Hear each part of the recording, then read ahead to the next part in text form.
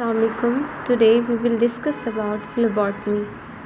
Phlebotomy एक जो word है वो डिराइव हुआ है phlebo meaning vein and tomia meaning cutting. तो इस प्रोसीजर में हम यूजुअली वेन्स में से ब्लड ड्रॉ करते हैं, जो कि लेबॉर्ट्री टेस्टिंग के लिए इस्तेमाल होता है और ट्रांसफ्यूजन के लिए भी इस्तेमाल होता है। तो हम इसको इस तरीके से कह सकते हैं कि phlebotomy is a technique in which needle is inserted into the vein to take the blood for transfusion, diagnostic testing और एक्सपेरिमेंटल प्रोसीजर्स। अब सबसे पहले हम डिस्कस करेंगे कि ये ब्लड हम लेते कैसे हैं। ये ब्लड हम लेते हैं सिरिंज के थ्रू। अब सिरिंज हम लोग वेन आइडेंटिफाई करेंगे। जब वेन आइडेंटिफाई हो जाती है और वेन आइडेंटिफाई जब हो जाती है तो वो ज़्यादातर हम टॉर्निकेट जब टाई करते हैं तो वो वेन ज़्यादा प्रोमिनेंट हो जाती है, तो हम लोग वहाँ से आइडेंटिफाई करते हैं। अब जो हमें लग रहा है कि यहाँ पर कोई वेन है तो हम उससे 2 to 3 फिंगर्स पर ये टॉर्निकेट टाई कर देंगे। टॉर्निकेट टाई करने के बाद हम लोग ये अल्कोहल स्वैब है, इसको राउंड शेप में जो एरिया जो हमने आइडेंटिफाई किया है उसको अंदर से बाहर की तरफ राउंड शेप में डिसइंफेक्ट करेंगे। फिर हम सिरिंज लेंगे और सिरिंज से ब्लड ड्रॉ करेंगे। अब सिरिंज में जो हमारा एडल्ट्स के लिए जो गेज इस्तेमाल होता है सिरिंज का वो 23 है, और जो किड्स के लिए होता है वो 25 है यूजुअली, और जो डोनेशन या ट्रांसफ्यूजन के लिए इस्तेमाल होता है तो वो 17 होता है का गेज।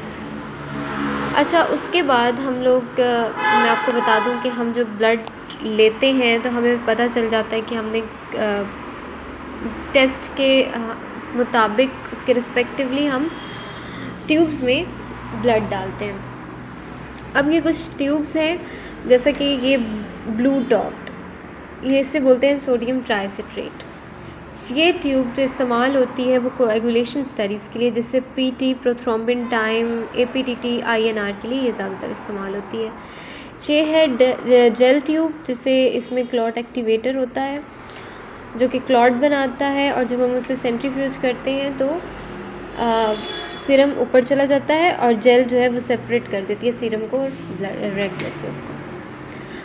और ये ट्यूब है ईडीटीए ट्यूब, जो कि ज़्यादातर इसे सीपी ट्यूब भी कहते हैं। कंप्लीट ब्लड पिक्चर जो होता है हेमेटोलॉजी का टेस्ट है तो उसके लिए ज़्यादातर यूज़ होती है। ईएसआर के लिए यूज़ होती है, एरिथ्रोसाइट सेडिमेंटेशन रेट। अब जो ये येलो टॉप ट्यूब है ना, ये केमिस्ट्री के टेस्ट के लिए ज़्यादातर यूज़ होती है। और ये ग्रे टॉप है जिसे सोडियम फ्लोराइड कहते हैं, जिसमें जो कि शुगर के लिए इस्तेमाल होती है, जो कि ग्लाइकोलाइसिस को स्टॉप करती है। तो अब हमें ये देखना है कि अगर हमारे पास एक पेशेंट आया है और उसके मुख्तलिफ़ टेस्ट हैं ना, जो हेमेटोलॉजी के भी टेस्ट हैं, उसके केमिस्ट्री के भी टेस्ट हैं, उसका शुगर का भी टेस्ट है, उसका पीटीटी का भी टेस्ट है। तो अब हमें इसे ऑर्डर ऑफ ड्रॉ के मुताबिक इसमें इंसर्ट करना होगा। अच्छा, तो सबसे पहले यहाँ पर मेरे पास कुछ ट्यूब्स नहीं है, जैसा कि रेड टॉप नहीं है और ग्रीन टॉप नहीं है। तो हम लोग ये कहते हैं कि जब हमारे पास आते हैं सारे टेस्ट, तो ऑर्डर ऑफ ड्रॉ ये होता है कि सबसे पहले हम इसमें सोडियम ट्राइसिट्रेट वाली ट्यूब में डालते हैं ब्लू टॉप में, देन हम रेड टॉप में डालते हैं जिसके अंदर कोई एंटीकोगुलेंट नहीं होता, और वो भी केमिस्ट्री के लिए ज़्यादातर आप कह लें कि हाँ, मतलब केमिस्ट्री के लिए सीरम केमिस्ट्री के टेस्ट के लिए वो इस्तेमाल होता है।